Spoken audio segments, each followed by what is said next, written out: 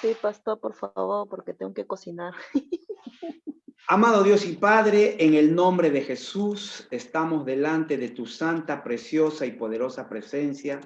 Te damos gracias por este tiempo, Señor, que disponemos en espíritu, en alma y en cuerpo para recibir de tu palabra, Señor. Gracias, Señor, por la unción en el nombre de Jesús. Como ustedes ven en pantalla, amados hermanos, nuestro tema o nuestro prédica de hoy día o el sermón de hoy día está titulado Enemigos Invisibles.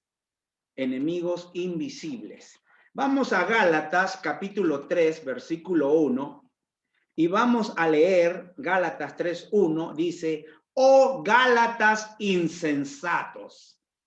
Esa palabra insensato significa estúpido. ¿Ya?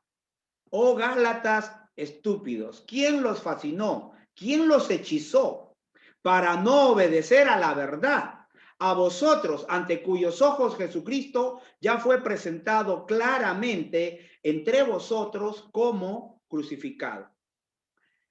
Eso que estoy leyendo la Reina Valera del 60, pero abajo dice NBI. La nueva versión internacional dice, ¿quién los ha hechizado? Esa palabra hechizado es hipnotizado. Fascinado es hechizado. Hipnotizado, ¿no? Entonces, ese es el significado de la palabra fascinación. Tiene que ver con hechizo, tiene que ver con hipnosis. Entonces, cuando el apóstol Pablo dice aquí, ¿quién los fascinó? Le está diciendo, ¿quién los hechizó a ustedes? Aquí Pablo está hablando acerca de una realidad o de la realidad espiritual. Es muy peligroso, amados hermanos, tener enemigos invisibles trabajando en tu contra. Y lo peor es no darse cuenta que esos enemigos invisibles existen. Como cristianos, los enemigos que nosotros enfrentamos no son personas de carne y hueso, son seres espirituales, son seres invisibles. Por eso es que el tema que vamos a tratar en esta mañana corresponde a asuntos que no son entendidos por los sentidos humanos. En Primera de Corintios, capítulo 2, versículo 9, y leemos, dice, antes bien, como está escrito, cosas que ojo no vio, ni oído oyó, ni han subido en corazón de hombre, son las que Dios ha preparado para los que le aman. Cosas que ojo no vio, cosas invisibles. Estas cosas son invisibles y son espirituales y solamente se pueden comprender y entender por medio de la Biblia, por medio de las Sagradas Escrituras. No existe y no hay otra forma de información que nos hagan saber acerca de estas cosas invisibles espirituales. Muchas personas se imaginan que lo que vemos, oímos, tocamos y gustamos son las únicas cosas verdaderas en esta tierra. Muchas personas piensan que después que uno muere, ahí se acabó todo. No saben que hay una realidad espiritual. Y muchos dicen, ay, murió para descansar. Descansar, si se fue sin Cristo. Entonces, como decía, muchas personas se imaginan que lo que tocamos, oímos, vemos y gustamos son las únicas cosas verdaderas. Eso no es verdad. La única verdad es lo que vemos, tocamos, son temporales. Eso sí es verdad. Lo que vemos, oímos, gustamos es algo temporal. Y es algo muy engañoso. Entonces, no podemos confiar solamente en nuestros sentidos.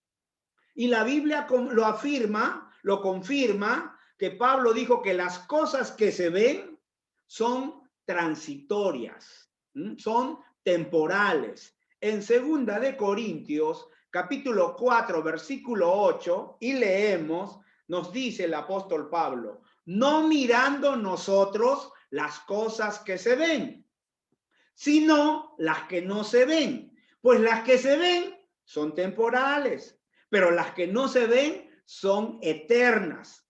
Las cosas que no se ven son eternas. Y tenemos que entender que nuestro mundo sensorial físico está muriendo, no va a perdurar. Pero el mundo espiritual, el cual no podemos ver, ese que no podemos percibir con nuestro tacto, con lo físico, lo sensorial, ese mundo físico, este mundo físico está muriendo y no va a perdurar. Jesús dijo, lo que se ve fue hecho de lo que no se ve. En el libro, en el Evangelio de San Juan, lee el capítulo 1 y dice, lo que se ve fue hecho de lo que no se ve. Entonces nos habla y nos muestra de una realidad espiritual. Entonces, cuando hablamos de los enemigos invisibles, tenemos que hacer un ajuste mental.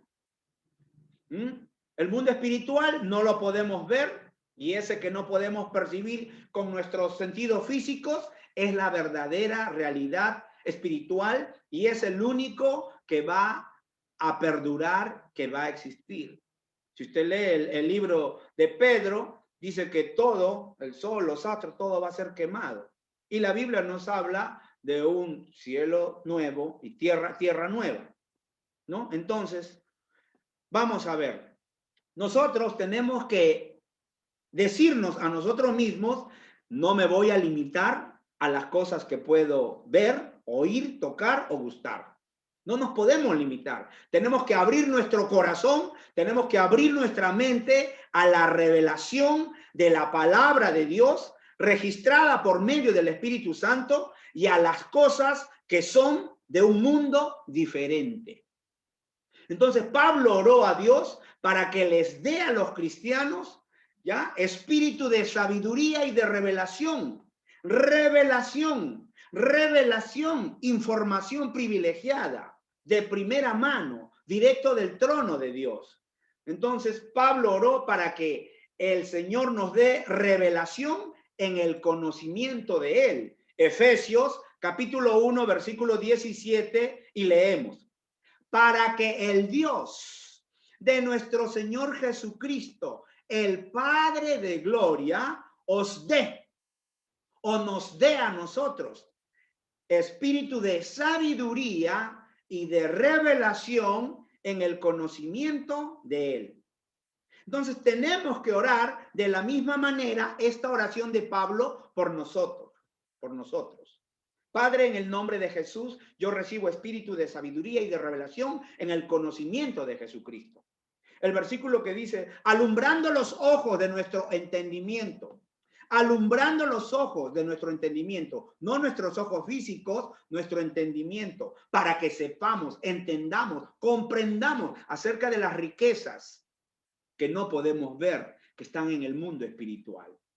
Entonces, tenemos que orar la oración de Pablo hacia nosotros mismos. Y si usted quiere, está orando por alguien que usted quiere que venga a los pies de Cristo, ore esta oración hacia esa persona. Diga, Padre, en el nombre de Jesús, rompo el poder del diablo en la mente y en la vida de esta persona, de fulano de tal. Y oro para que sea llena de espíritu de sabiduría y de revelación en el conocimiento de Jesucristo. Alumbra los ojos de su entendimiento, para que sepa, entienda y comprenda cuáles son las riquezas de tu gracia, Señor, de tu gloria, por el poder del Espíritu Santo en el nombre de Jesús. Amén. Eso es lo que usted tiene que orar si usted quiere que un familiar, un vecino o algún conocido suyo, alguien que usted ama y alguien que no ama también, porque tenemos que orar por las personas que no les caemos bien. Tenemos que orar por ellos también. Entonces, esta oración la tenemos que hacer. ¿Por qué? Porque estamos tratando con asuntos que se hacen conocidos solamente y únicamente mediante la revelación. ¿Ya? Mediante la revelación. Entonces, con lo que vamos a tratar esencialmente son acerca de dos reinos que están en oposición, dos reinos que están en una guerra abierta, el uno contra el otro. Estos reinos ya no son reinos naturales, no es Rusia contra Estados Unidos y China y Francia, no son gobiernos o reinos naturales, son reinos espirituales, invisibles. El uno es el reino de Dios y el otro es el reino de Satanás. ¿Qué es un reino? Un reino es el lugar donde se hace la voluntad de un rey. En el reino de Dios, el rey es Dios y ahí hacemos la voluntad de Dios. En el reino del diablo se hace la voluntad del diablo. Entonces, el reino de Dios y el reino de Satanás están en oposición. En el libro de Isaías, el profeta Isaías, nos presenta a un ser llamado Lucifer. ¿Quién es Lucifer? Significado de la palabra Lucifer o del nombre Lucifer. En la raíz latina, la palabra Lucifer significa el que trae luz.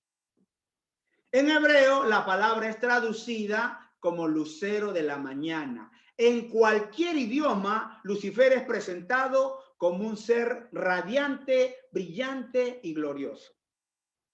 En hebreo, en la raíz halal, heilel, significa luz, brillo, resplandor, luminosidad.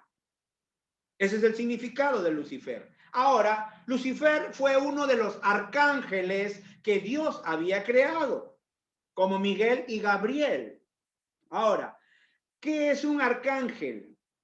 La palabra ar, de su raíz griega, significa gobernante. Hay arcángel y hay ángel. ¿Qué es un arcángel? Es alguien que gobierna.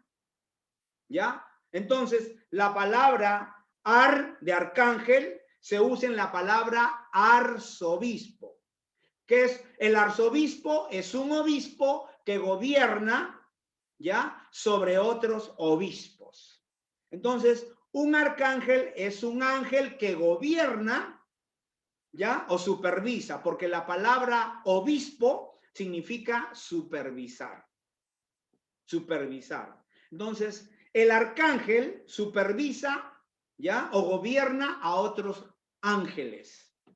Así que Lucifer fue uno de los arcángeles principales, junto con Miguel, el arcángel Miguel, que su nombre significa guerrero y protector. Ahora, con ese nombrecito ya te imaginas cómo es Miguel. Pues Miguel no aguanta pulgas. Si tú lees el libro de Daniel, cuando Daniel oró, Dios envió la respuesta ahí mismo, pero se demoró 21 días en llegar del cielo a la tierra. Y no es que tanto tiempo se demora, no, es que hubo una oposición en el mundo espiritual, en los lugares celestes, principados, potestades, huestes espirituales de maldad en las regiones celestes. No confundir regiones celestes con lugares celestiales, son cosas diferentes, ¿ya? En los lugares celestes, Gabriel estaba peleando una guerra, peleando ahí porque no lo dejaban pasar los demonios, los principados.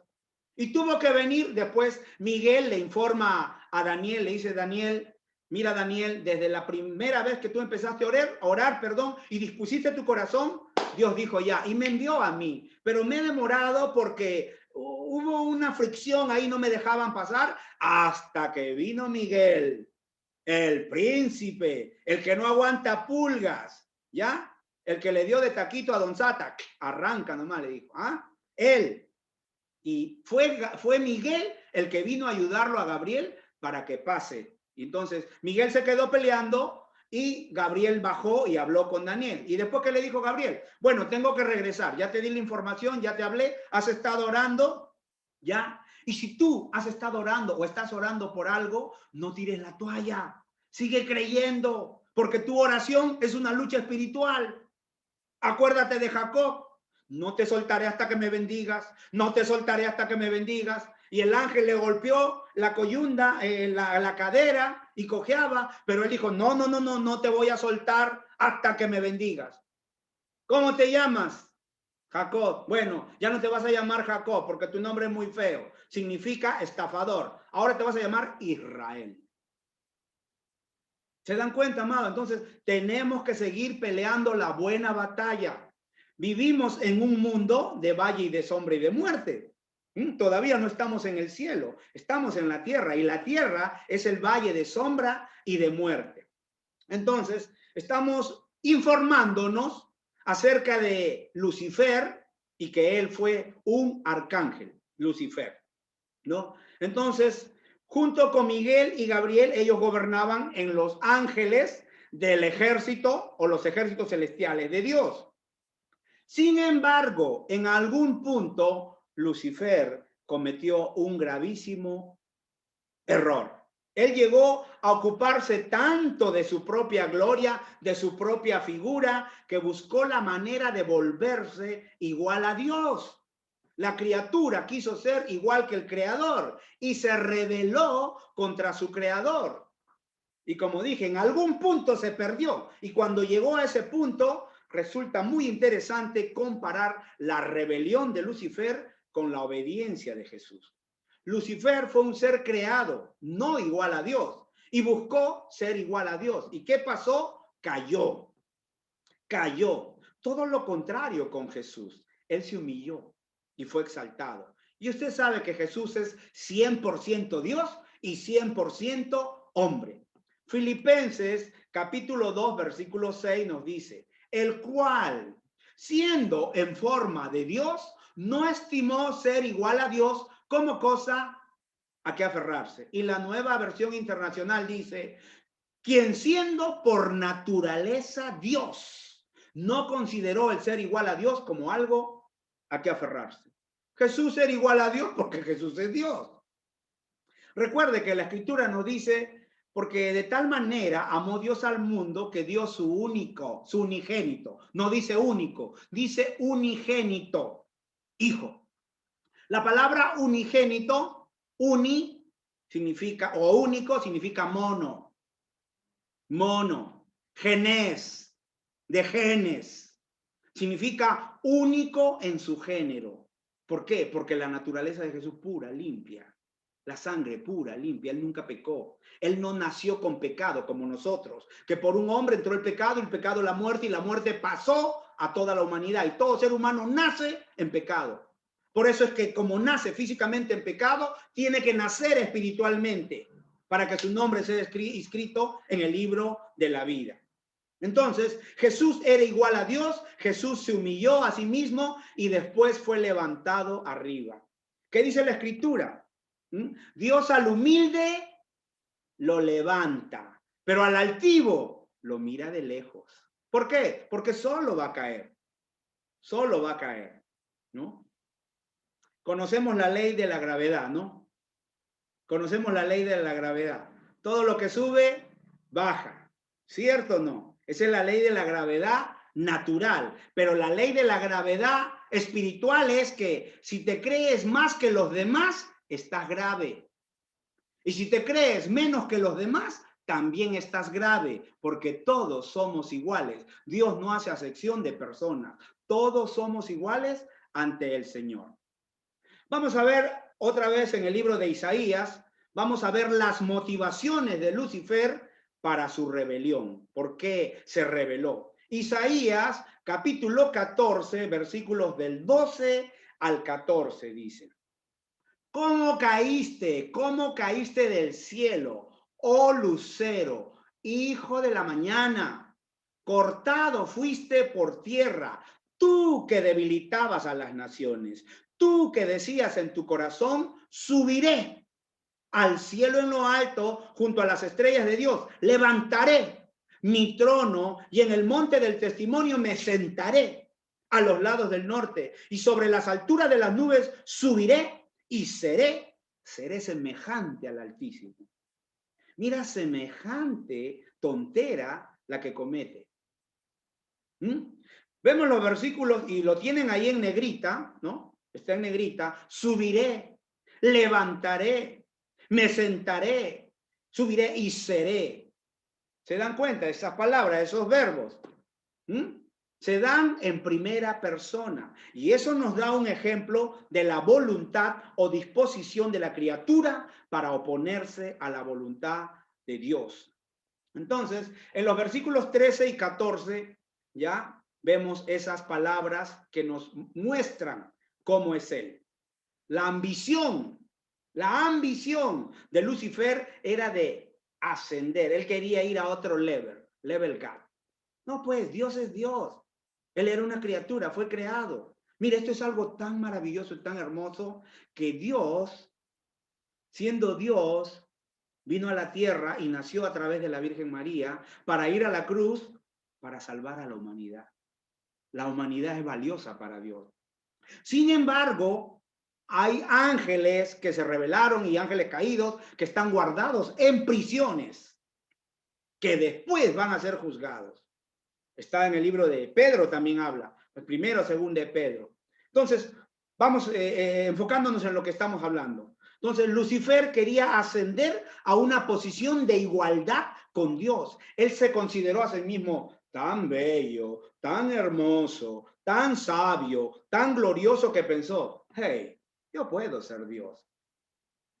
Y las escrituras sugieren que Lucifer influenció en la lealtad de una tercera parte de los ángeles, ya, de Dios, y los arrastró con él para que se rebelen juntamente con él contra Dios.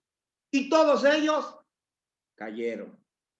Dios al humilde lo levanta y al altivo lo mira de lejos. ¿Por qué la Biblia no dice Dios al altivo lo levanta, perdón, al humilde lo levanta y al altivo lo hace caer? No, no es necesario. No es necesario, porque el altivo siempre va a caer. Hay que tener mucho cuidado, amados hermanos, con la altivez, con la vanagloria, con la vanidad, con el orgullo, con la soberbia.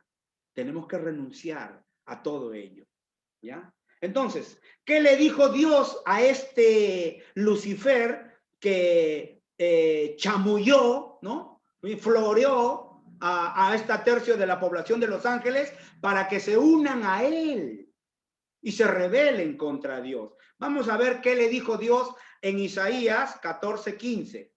Mas tú derribado eres hasta el Seol, a los lados del abismo. La palabra Seol es sinónimo de Hades, es sinónimo de infierno.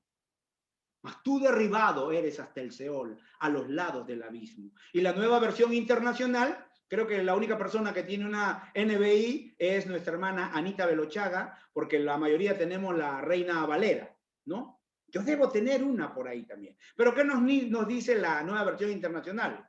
Pero ha sido arrojado al sepulcro, a lo más profundo de la fosa. Y en Ezequiel 28 vemos otro cuadro. El capítulo 28 está dividido en dos secciones y hay una es declaración, solamente son declaraciones de dolor, de sufrimiento, de ayes. Y aquí nos habla acerca de la primera sección, habla del príncipe de Tiro, y la segunda sección habla de acerca del rey de Tiro. Son personas diferentes, un cuerpo humano y la otra invisible. Un ser espiritual. Entonces, el príncipe de Tiro era un ser humano y eso queda establecido por los eruditos, que era un hombre que reclamaba ser un Dios con D minúscula. Porque recuerde que nuestro Dios, el Dios de la Biblia, el creador, el único Dios, es con D mayúscula. Cuando usted escriba acerca de su Dios, que es mi Dios, hágalo con la D mayúscula. Porque nuestro Dios es mayúsculo, es grande. ¿Ya? Entonces, aquí vemos eso. El príncipe de Tiro era un ser humano y eso queda establecido. El que reclamaba ser borrado, el rey no era un ser humano. Repito, el príncipe de Tiro era un ser humano y el rey de Tiro no era un ser, pero no humano. Entonces, en este capítulo vamos a ver a un gobernante humano, que es el príncipe de Tiro, y quién está detrás de él en el reino invisible, al gobernante satánico, el rey de Tiro. Entonces, el gobernante humano no es más que una marioneta, ¿ya? Que ejecuta, ¿ya? es movido por el gobernante satánico del reino invisible, que es el que le dicta sus movimientos. Por ejemplo, hay un gobernante que se llama Maduro, pero ustedes no se dan cuenta, detrás de él es una marioneta.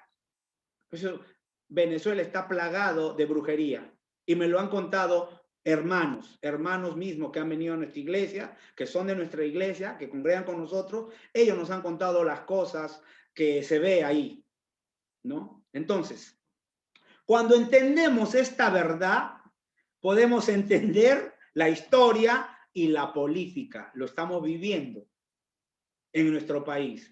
Cuando entendemos esta verdad del mundo espiritual invisible, podemos entender por qué la política y los políticos están como están y ya todo toma un significado diferente. Y mientras más examinamos, ¿ya? Muchos de los llamados grandes e infames hombres de la historia, por ejemplo Hitler, podemos ver la evidencia que cuerdas guiaban sus movimientos. Vamos a Ezequiel capítulo 28 del 12 al 13, dice: Hijo hombre, levanta endecha sobre el rey de Tiro.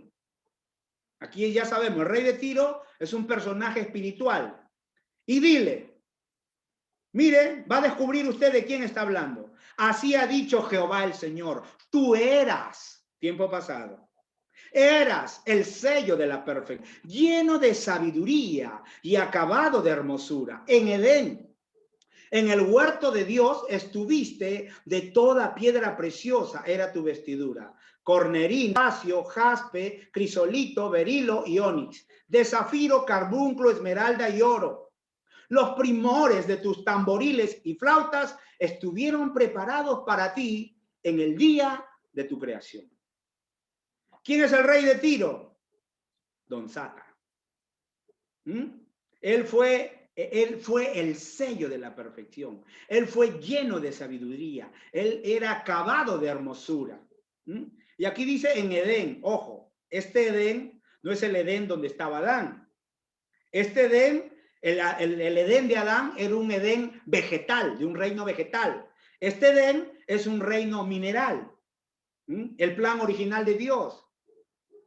Y todo va a ser cambiado para volver a entrar a la eternidad, al plan original de Dios. Eso se los voy a enseñar. Entonces aquí dice, los primores habla de tambores y de flautas, que son instrumentos musicales. Lucifer era el responsable de organizar la música, la alabanza, la adoración en el cielo. Esa era parte de su trabajo. Él era un músico experto y continúa utilizando la música como un medio para cautivar a las personas hasta hoy en día. Cuando te sientas triste o nostálgico y te pones a escuchar baladas, vas a terminar llorando. Ten cuidado, la melancolía, ¿ya? La música, si te pones triste y estás sufriendo por algún problema amoroso y te pones triste y te pones a escuchar, qué triste fue decirnos adiós, vas a terminar llorando. Pero eso no, dos más, eso es lo de menos. Eso es lo de menos. El problema es que le abres puerta para que el otro empiece a trabajar. La música es un medio.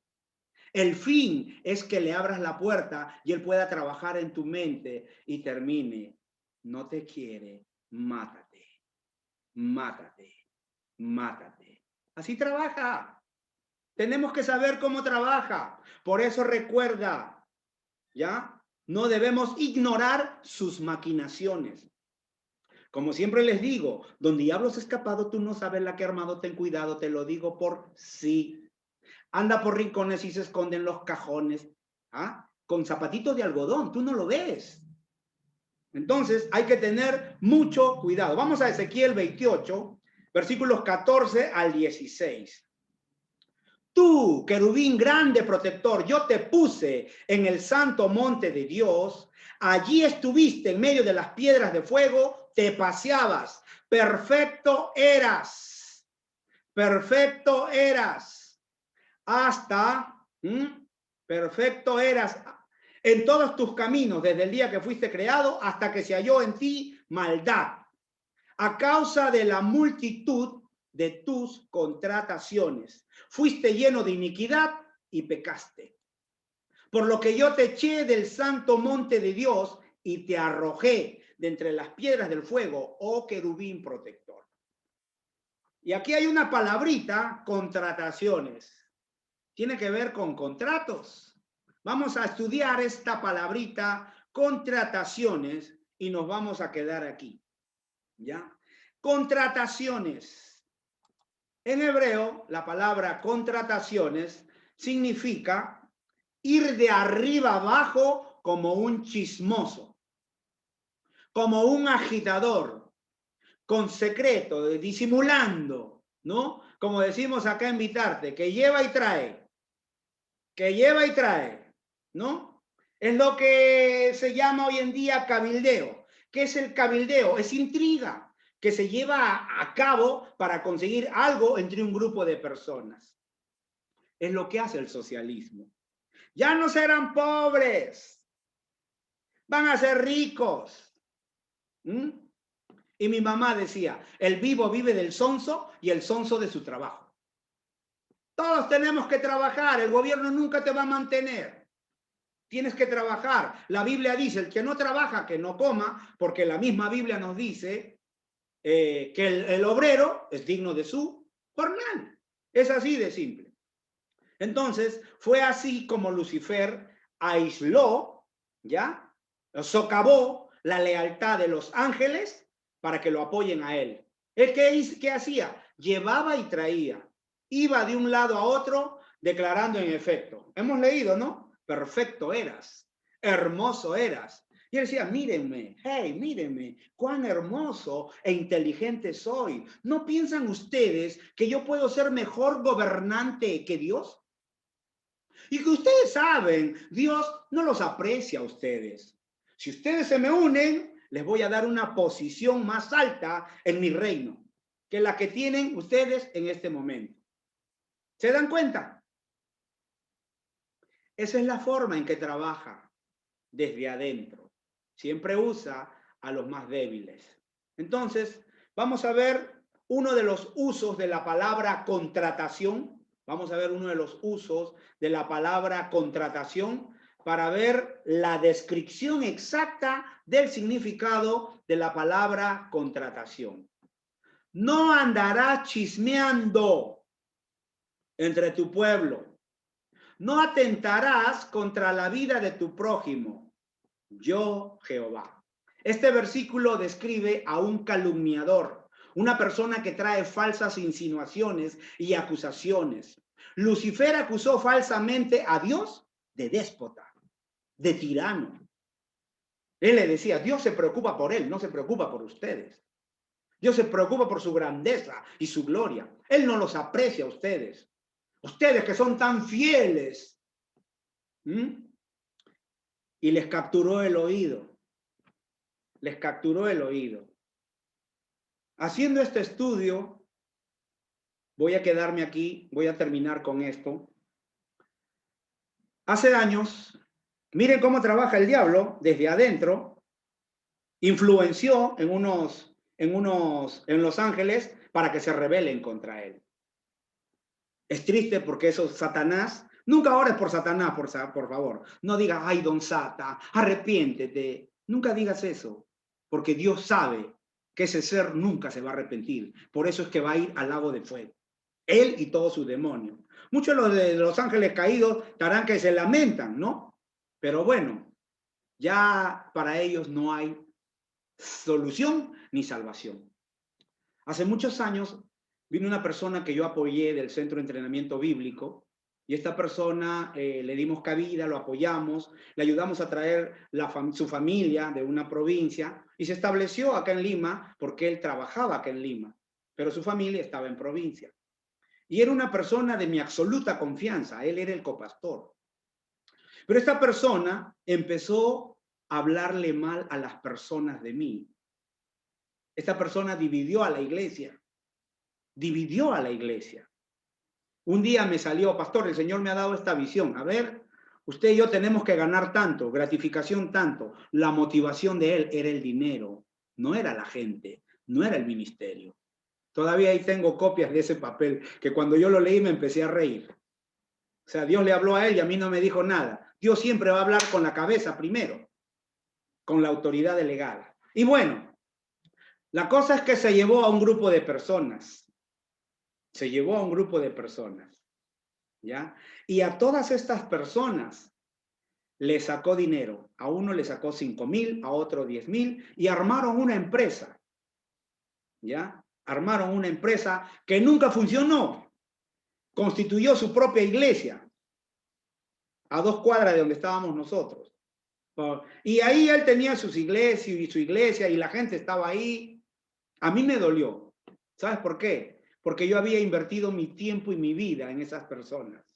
Lo que sabían, lo que aprendieron, fue porque yo me tomé el tiempo de entrenarlos, de enseñarles. Y me dolió. Bueno, el punto es este, los estafó a todos. Terminaron peleando y esa gente perdió su dinero. Incluso algunos habían sacado préstamos hasta del banco y perdieron su dinero.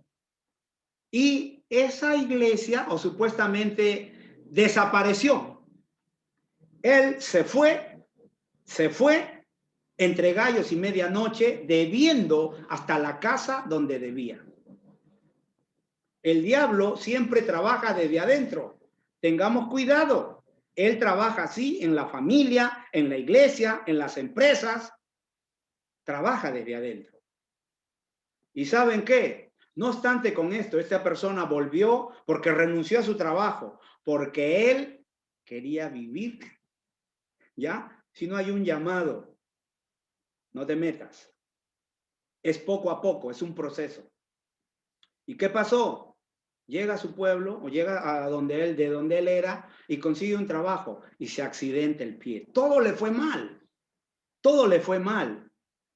Y hay una escritura que dice, no toquéis a mis ungidos.